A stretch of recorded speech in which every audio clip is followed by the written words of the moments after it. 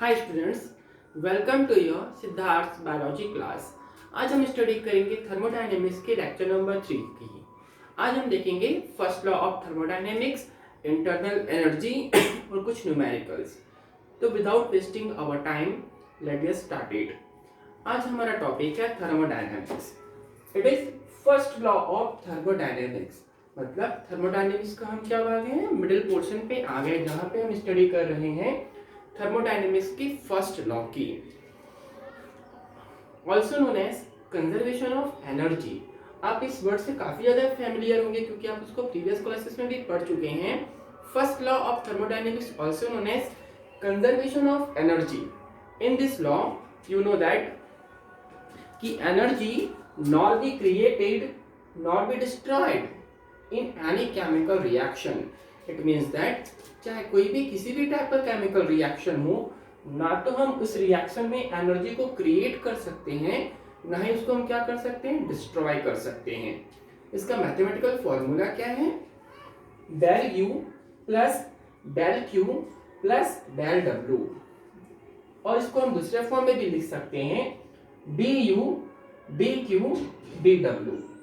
बेटा बच्चों, ये जो साइन है डेल्टा का, ये कब यूज होता है जब चेंजेस लार्ज स्केल में हो रहे हो। बड़े स्केल में जब चेंजेस होते हैं तब हम किसका साइन करते हैं, डेल्टा का। अगर वो चेंजेस स्मॉल चेंजेस हैं तो हम यहाँ पे यूज करते हैं डी का। जो स्मॉल लेटर डी है ना, उसका हम यूज करते हैं। यू मतलब क्या होता है, इंटरनल एनर्जी। क्यू मतलब किसको डिफाइन करते हैं, हम हीट को डिफाइन करते हैं। डब्ल्यू मीन्स होता है बेटा वर्क डन। तो इस फॉर्मूले को हम कैसे पढ़ सकते हैं, डी यू मीन्स होता है change in internal energy, q means heat, d लगा है तो change in heat plus change in work done. This is mathematical formula of first law of thermodynamics. इसी के बाद हम स्टडी कर लेते हैं इंटरनल एनर्जी की। Internal energy are represented by del u, where del u means होता है change in internal energy. Next concept आता है व्हाट इज इंटरनल एनर्जी। तो फर्स्ट पॉइंट है कि जो एक सिस्टम है उसके अंदर जितने मॉलिक्यूल्स प्रेजेंट हैं, उस मॉलिक्यूल्स के अंदर की जो एनर्जी है that is called internal energy. They are arise from intermolecule. Number 2, this is extensive property. हमेशा याद रखिएगा जो इंटरनल एनर्जी है that is extensive property. Extensive property मैंने आपको लास्ट लेक्चर में बताया था कि ऐसी प्रॉपर्टी जो किसी सिस्टम के साइज पे क्या हो, डिपेंड हो, साइज पे डिपेंड हो, that is called extensive property. Number 2, internal energy is state function. ये कैसा फंक्शन है, स्टेट फंक्शन है। इट मींस दैट ये जो इंटरनल एनर्जी है इनिशियल पॉइंट और फाइनल पॉइंट पे क्या होते हैं, डिपेंड होते हैं। ये फंक्शन नहीं है actually, this is point, initial and final point. क्या होगा इसका मैथमेटिकल फॉर्मूला बेटा, तो from the first law of thermodynamics that is delta u equal to del q plus del डब्ल्यू। वर्क डन का फॉर्मूला क्या होता है, माइनस ई डेल्टा वी। तो हम इस फॉर्मूले को यहाँ पे पुट अप कर देते हैं तो हमको मिल जाएगा formula of inter energy that is del u equal to del q minus e del v. अब हम कुछ न्यूमेरिकल्स देखेंगे जो इस मैथमेटिक्स फॉर्मूले से क्या हो सकते हैं, सॉल्व हो सकते हैं।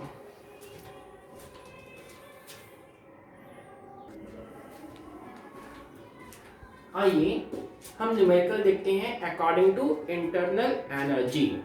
फर्स्ट क्वेश्चन क्या बोल रहा है, देखेंगे बेटा, a system absorb 50 kilojoule heat and does 20 kilojoule of work. एक सिस्टम है जिसको हमने 50 किलोजूल क्या दिया बेटा, हीट दिया है, और उस 50 किलोजूल हीट को एब्सॉर्ब करके वो 20 किलोजूल क्या कर रहा है, वर्क कर रहा है। देन हमको क्या फाइंड आउट करना है, डेल यू। मतलब Q की वैल्यू कितनी है, हीट कितनी है 50 किलो जूल, वर्क डन कितना है 20 किलो जूल।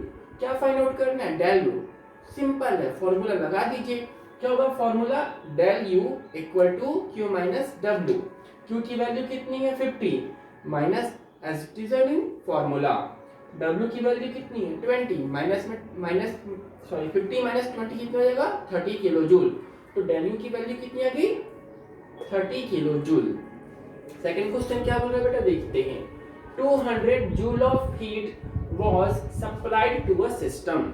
एक सिस्टम है जिसको हमने 200 जूल क्या किया है हीट सप्लाई किया है एट कांस्टेंट वॉल्यूम। और वो सिस्टम है उसका जो वॉल्यूम कैसा है कांस्टेंट है, ना तो डिक्रीज हो रहा है ना तो इंक्रीज हो रहा है, बल्कि एज इट इज वो बना हुआ है। If resulted in increase in temperature from 298 kelvin to 323 kelvin then find out del u. सब फार्मूला आपके सामने है, देखते हैं। Q की वैल्यू कितनी है 200 जूल, ठीक है। डेल भी यहाँ पे क्या है कांस्टेंट है, मतलब वॉल्यूम पहले ही बता दिया बेटा कि कांस्टेंट है। हमको क्या फाइंड आउट करना है del u internal energy. Formula क्या होगा Q minus P del V।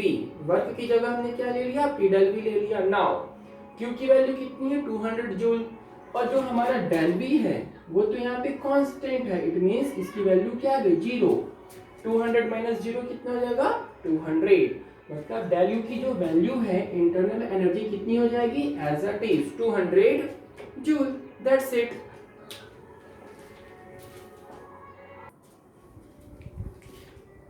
Okay बेटा, नेक्स्ट कंसेप्ट है enthalpy. It is very important concept in thermodynamics. What is enthalpy? Enthalpy means होता है बेटा एक कांस्टेंट प्रेशर में कोई भी सिस्टम कितनी एनर्जी एब्जॉर्ब कर सकता है, that is their enthalpy. Simply defined as it is heat absorbed by any system at constant pressure. किसी भी कांस्टेंट प्रेशर में, प्रेशर जब क्या हो कांस्टेंट हो, प्रेशर ना तो इंक्रीज हो ना तो डिक्रीज हो, उस एक फिक्स प्रेशर में कोई सिस्टम कितनी हीट को क्या कर सकता है एब्जॉर्ब कर सकता है, that is called enthalpy. It is represented by H। But single enthalpy को हम क्या नहीं कर सकते मेजरमेंट नहीं कर सकते बिकॉज इट इज सिग्निफिकेंट। तो हम इसको कैसे कैलकुलेट करते बेटा बाय डेल H के थ्रू। डेल H मींस क्या हो जाता है चेंज इन एंथैल्पी। एंथैल्पी में जितने चेंजेस होते हैं उसको हम किससे डिफाइन करते हैं डेल्टा H से। फॉर्मूला क्या होगा H equal U plus PV, that is significant. हम इसको मेजर नहीं कर सकते, इसी कारण हम इसमें कुछ चेंजेस करते हैं। चेंजेस करने के लिए हम यहाँ पे किसका साइन का यूज किया डेल्टा का। Delta H equal to delta U plus delta PV, where H means क्या होगा बेटा enthalpy, U means you know that internal energy, very good. P for pressure, V for volume. आगे हम इसके कुछ प्रॉपर्टीज देख लेते हैं। सबसे पहला ये कैसा फंक्शन है, it is state function. What is state function? जिसका बोलना चाहिए स्टेट फंक्शन मीन्स होता है जो रिजल्ट इनिशियल पोजीशन में और फाइनल पोजीशन पे क्या हो बेस हो, that is called state function. और एक्सटेंसिव प्रॉपर्टी मीन्स क्या होता है ऐसी प्रॉपर्टी जो सिस्टम के साइज और क्वांटिटी पे क्या हो डिपेंड हो, that is called extensive property. इसके अलावा with the help of delta H हम किसी भी सिस्टम को बता सकते हैं कि that is exothermic and endothermic. How? तो जब एंथैल्पी क्या हो नेगेटिव हो, जब एंथैल्पी की वैल्यू क्या हो नेगेटिव हो, तो इस केस में जो सिस्टम है वो हमेशा क्या होगा एक्सोथर्मिक होगा। इट मींस वहां से एनर्जी रिलीज होगी।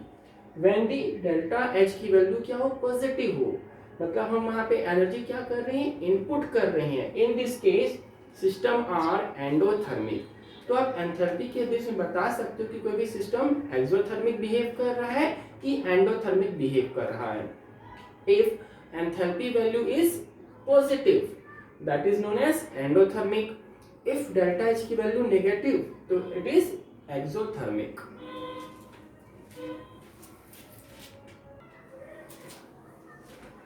नेक्स्ट हम देख लेते हैं relationship between enthalpy and internal energy, that is very important for syllabus.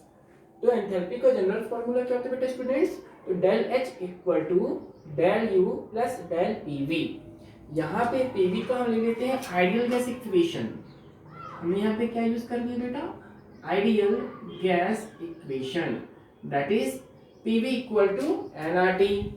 तो पीवी की वैल्यू को हमने यहाँ पे क्या ले लिया, एनआरटी, और पुट कर दिया। नाउ फॉर्मूला क्या हो जाएगा, del H del you plus delta, PV की जगह हमने क्या वैल्यू ले ली, एन आर टी।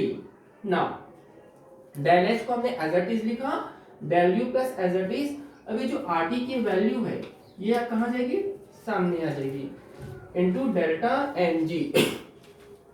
ठीक है, डेल्टा एन मींस क्या होता है बेटा, change in number of moles. Delta n मतलब क्या होता है, change in number of moles. भैया डेल्टा एन को हम कैसे डिफाइन कर सकते हैं, number of product minus number of reactant. एक और बात, यहाँ पे जो जी लगा है इसका मतलब होता है गैसियस कंडीशन। इसका मतलब क्या होता है बेटा, गैसियस कंडीशन। इट मींस ये फॉर्मूला कहाँ एप्लीकेबल होगा, गैसियस कंडीशन में एप्लीकेबल होगा, जहां पर आर मींस क्या है, इट इज गैस कांस्टेंट। ये जो आर है that is gas constant. T means you know that temperature, T means temperature. और डेल्टा एन का मतलब क्या होता है, change in number of moles. It means number of product minus number of reactant. आइए थोड़ा सा और बेसिक देख लेते हैं। मैंने पहले ही बताया था कि जब एक्सोथर्मिक रिएक्शन होगा, when the reaction nature is exothermic, then enthalpy वहां पे क्या जाएगी बेटा, नेगेटिव। हमेशा याद रखिए, अगर एंथैल्पी नेगेटिव है तो सिस्टम कैसा है, एक्सोथर्मिक है। इट मींस वहां से एनर्जी रिलीज हो रही है। Exothermic means what, release of energy by system, it is known as exothermic reaction. It means reactant convert हो रहा है प्रोडक्ट में, प्लस इसके साथ स्मॉल अमाउंट ऑफ एनर्जी भी क्या हो रहा है बेटा, रिलीज हो रहा है। That's why we term use exothermic. It means release of energy. It means delta यहाँ पे क्या हो गया, नेगेटिव। कैसे लिखेंगे, enthalpy of reactant is smaller than enthalpy of product, HR is smaller than HP। किस केस में, एक्सोथर्मिक केस में। अगर हम बात करें एंडोथर्मिक केस में, तो इन एंडोथर्मिक डेल्टा एच हमेशा क्या हो जाएगा, पॉजिटिव। डेल्टा एच कैसा हो जाएगा, पॉजिटिव। इस मीन यहां से एनर्जी एब्जॉर्ब हो रही है, just opposite to exothermic. Exothermic में एनर्जी रिलीज हो रही थी, एंडोथर्मिक में एनर्जी एब्जॉर्ब हो रही है। कैसे लिख सकते हैं, reactant plus given energy change into product. In this case enthalpy of reactant is greater than enthalpy of product.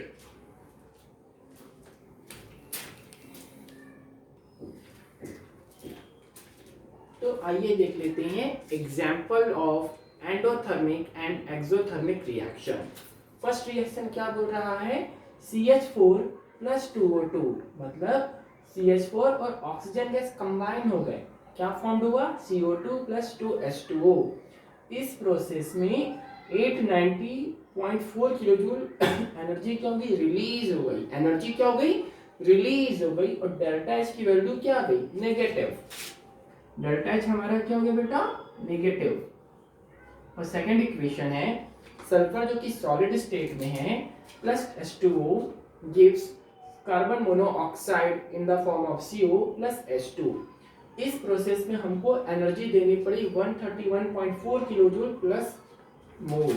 मतलब यहाँ पर हम एनर्जी क्या कर रही हैं, इनपुट कर रहे हैं। इस केस में डेल्टा एच हमारा क्या हो गया है, पॉजिटिव।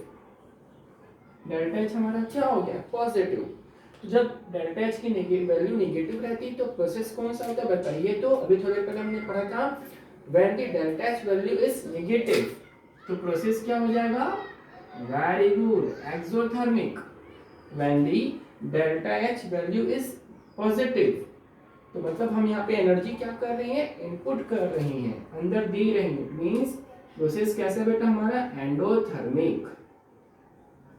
नेक्स्ट हम देख लेते हैं ऐसा कौन कौन से फैक्टर्स हैं जहां पर हीट ऑफ रिएक्शन क्या होते हैं, डिपेंड होते हैं। पहला है physical state of product and reactant, मतलब प्रोडक्ट और रिएक्टेंट के फिजिकल स्टेट पे भी क्या होता है, ये हीट ऑफ रिएक्शन डिपेंड होता है। Number 2 एलोट्रॉफी, number 3 concentration of solution, number 4 temperature, number 5 pressure. There are 5 factors on which heat of reaction is depend.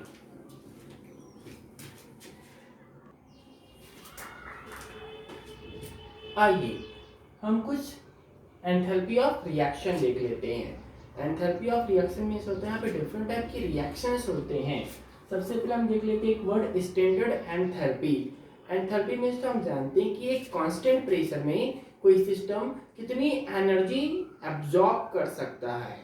Heat absorbed by any system at constant pressure it is known as enthalpy denoted by delta H. पर what is standard enthalpy? तो ये क्या है, in this type of enthalpy, मतलब इस जो enthalpy है इस टाइप में क्या होता है, तो जितने सब सब्सटेंस है जो पार्टिसिपेट कर रहे हैं, इट मींस दी प्रोडक्ट और रिएक्टेंट, ये स्पेशल टाइप का क्या है, एंथैल्पी है, जहां पे जो प्रोडक्ट और जो रिएक्टेंट है अपने स्टैंडर्ड स्टेट में प्रेजेंट होते हैं। In this type of enthalpy all participating substances, for example products, either reactants, are in their standard state. What is standard state? So in standard state temperature and pressure are specified. यहाँ पे temperature और pressure क्या होते हैं बेटा, specific होते हैं, और इस स्पेसिफिक में जो हीट एब्जॉर्ब हो रहा है that is called standard enthalpy. ये डिफरेंट टाइप के होते हैं। सबसे फर्स्ट है enthalpy of combustion. Combustion means क्या होता है, ऑक्सीडेशन ऑफ समथिंग। तो this is defined as enthalpy of combustion क्या होता है बेटा, तो a heat change when 1 mole of substance. यहाँ पे हम किसकी बात कर रहे हैं, स्टैंडर्ड की, तो हर चीज यहाँ पे हम फिक्स रखेंगे, that's why we term use 1 mole. Now this is defined as heat change when 1 mole of substance is completely burnt or oxidized in presence of oxygen। जब कोई 1 मोल सब्सटेंस ऑक्सीजन के प्रेजेंस में या तो बर्न हो जाता है या तो completely ऑक्सीडाइज हो जाता है, देन वहां पे जो हीट चेंज होता है that is called enthalpy of combustion. It is always represented by del C H, enthalpy of combustion. Del H मतलब क्या होता है, एंथैल्पी, सी मींस क्या होगा, कंबशन। एग्जांपल क्या है, 1 mole of CH4 methane with the help of oxygen बर्nt down या फिर completely oxidise into CO2 and H2O। यहाँ पे एक मेजर बात ये है कि जो एंथैल्पी ऑफ कंबशन है ऑलवेज डिपेंड अपॉन रिएक्टेंट, ये हमेशा रिएक्टेंट पे क्या होगा, डिपेंड होगा।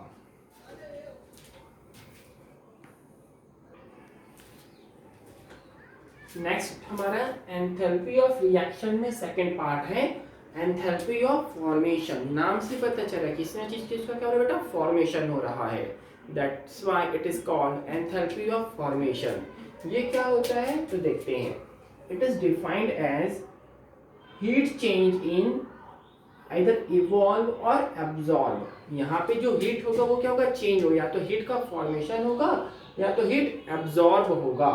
When 1 mole of substance is form from its element, मतलब जब 1 मोल सब्सटेंस का फॉर्मेशन होता है फ्रॉम देयर एलिमेंट्स, तब जो हीट चेंज होता है that is called enthalpy of formation.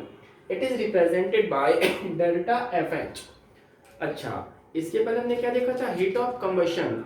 Heat of combustion किस पे डिपेंड था, ऑलवेज डिपेंड अपॉन रिएक्टेंट।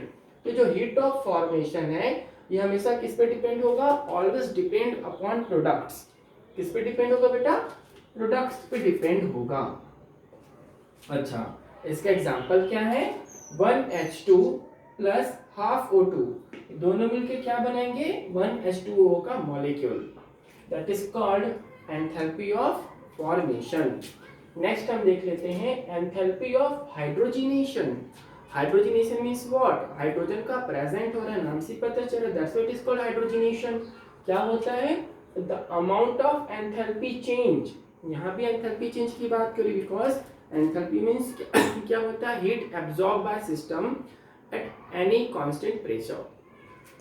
तो यहाँ पे क्या हो रहा है, enthalpy change that takes place when 1 mole of unsaturated organic compound, जब 1 mole of unsaturated carbon compound या फिर organic compound क्या हो रहा है, completely hydrogenated हो रहा है.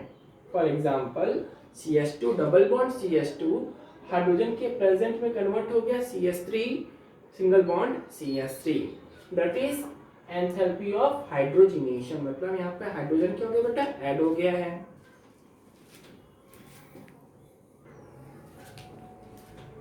नेक्स्ट एंथैल्पी है बेटा, एंथैल्पी ऑफ वेपराइजेशन.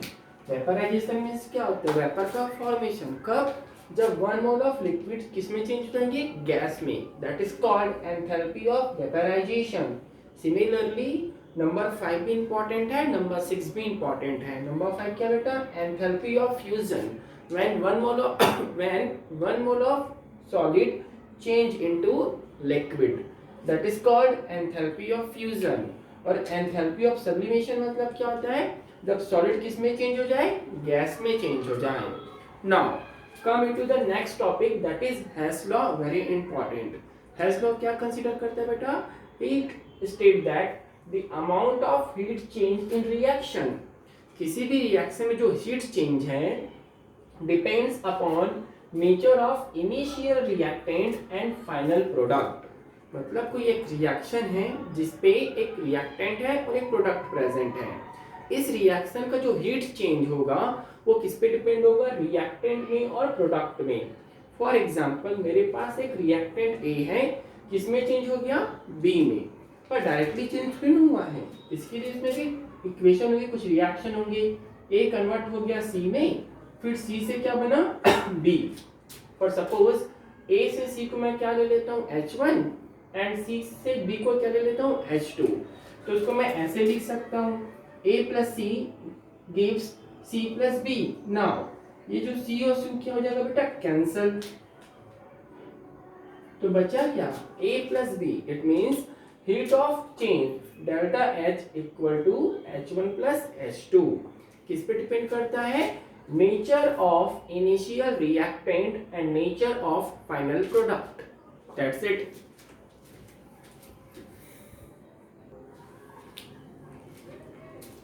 देखिए छोटा सा न्यूमेरिकल है जिसमें हमको क्या फाइंड करना है, कैलकुलेट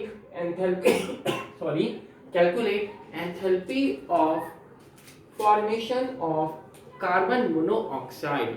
मतलब कार्बन मोनोऑक्साइड के बनने पे कितनी एंथैल्पी यहाँ पे फॉर्म्ड हो रही है उसको हमको कैलकुलेट करना है. इसके लिए हमको यहाँ पे दो इक्वेशन दिए हैं. सबसे फर्स्ट क्या बता रहा है, carbon plus oxygen gives CO2. इस कार्बन और ऑक्सीजन से CO2 को बनने में कितनी एनर्जी लग रही है, डेल्टा H की वैल्यू है -393.5 किलोजूल पर मोल. सेकेंड इक्वेशन क्या बोल रहा है, CO plus half O2 equal to CO2. मतलब CO और हाफ O2 मिलकर क्या बना है, CO2. इसकी कितनी डेल्टा H की वैल्यू कितनी है, -283.0. We know that carbon monoxide का फॉर्मेशन कैसे होगा, जब कार्बन और ऑक्सीजन के मॉलिक्यूल क्या होंगे, मिक्सअप होंगे.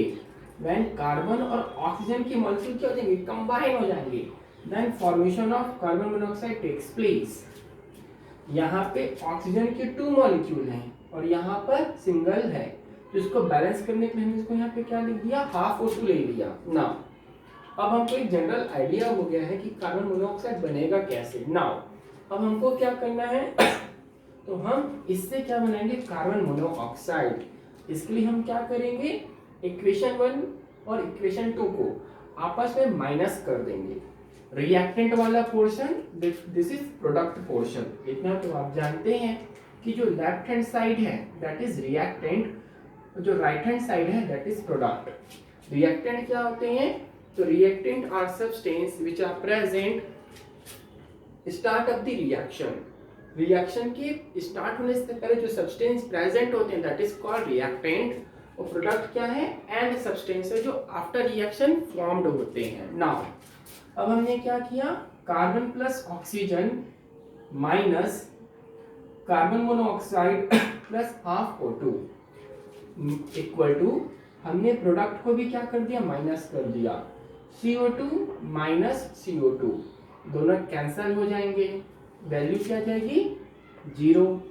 नाउ कार्बन, ये ऑक्सीजन का 1 मॉलिक्यूल है, ऑक्सीजन का 1 मॉलिक्यूल है, इससे हाफ ऑक्सीजन क्या हो गया है, रिमूव हो गया, तो बचा कितना half O2 minus CO equal to 0, क्योंकि CO2 कैंसिल हो गया है। नाउ ये जो कार्बन मोनोऑक्साइड है ये इस तरफ क्या हो जाएगा, ट्रांसफर हो जाएगा, इसको इस कलर में बना देते हैं।